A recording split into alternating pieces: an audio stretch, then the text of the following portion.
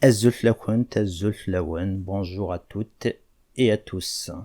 Aujourd'hui, je fais une vidéo pour répondre à certains commentaires qui reviennent assez souvent. Certaines personnes qui viennent sur ma chaîne YouTube me reprochent d'utiliser quelques emprunts à la langue arabe et à la langue française.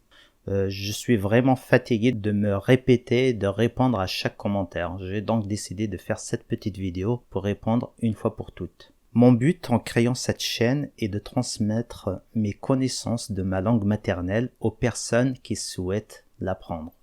La langue kabyle est très peu enseignée en Algérie, pour ne pas dire pas du tout. Le peu d'écoles où on l'enseigne, ce n'est pas vraiment du kabyle pur, mais il s'agit de tamazirt, ce qui est différent de la langue kabyle. Tamazirt est la mère de plusieurs parlers aux langues berbères dont le kabyle est issu. Le tamazirt, en tant que mère de plusieurs langues berbères, elle est très riche en vocabulaire. Donc, en enseignant le kabyle, la logique voudrait que je pioche dans le tamazirt quand un mot n'existe pas en kabyle, au lieu d'emprunter du vocabulaire à des langues étrangères, comme l'arabe ou le français. Je suis d'accord à 100% avec vous.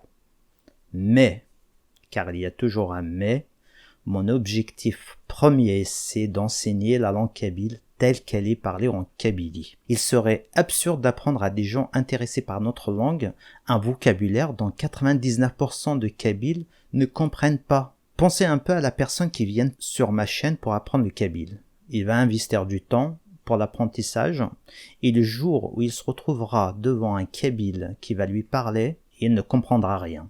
Ce n'est pas sérieux. On est kabyle. On a une langue à part entière. Il y a certes quelques emprunts, probablement moins de 10%, ce qui est insignifiant en comparaison à la langue anglaise, qui est une langue internationale. Et pourtant, écoutez bien car ce que je vais vous dire va peut-être vous surprendre. Selon la linguiste Henriette Walter, les mots d'origine française représentent plus des 2/3 du vocabulaire anglais. 2/3, c'est énorme, presque 70%. Donc pour moi, il n'y a aucun mal à emprunter à d'autres langues. Aucune langue, aussi riche soit-elle, ne peut s'autosuffire. Je vais donc répéter ce que j'ai dit au début. Mon objectif premier, c'est d'enseigner la langue kabyle telle qu'elle est parlée en Kabylie. Peu importe les emprunts qu'on a pu faire au fil des siècles à d'autres langues étrangères.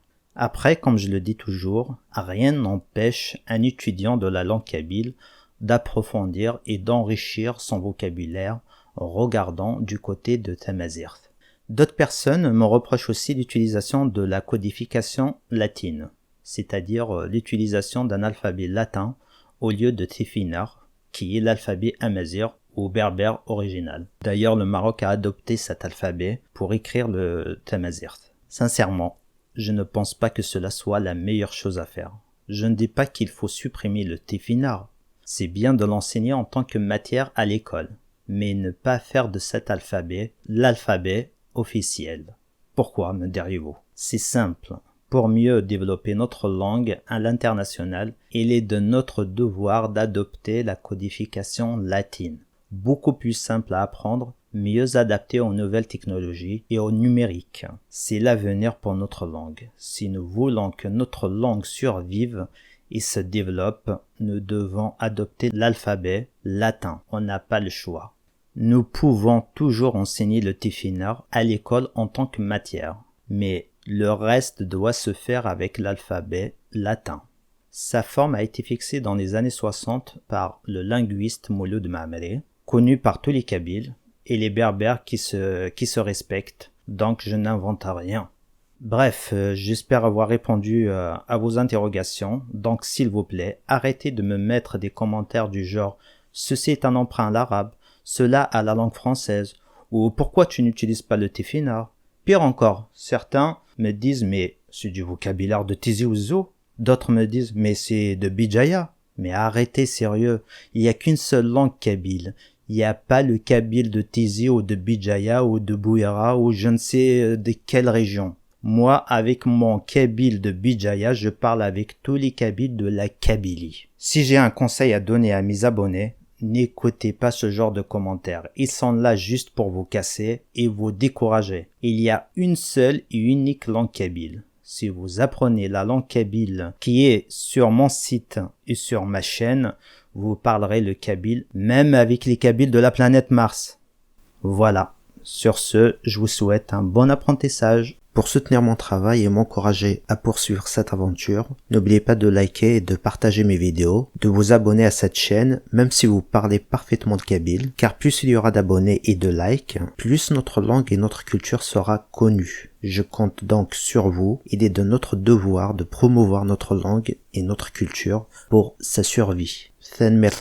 Merci beaucoup.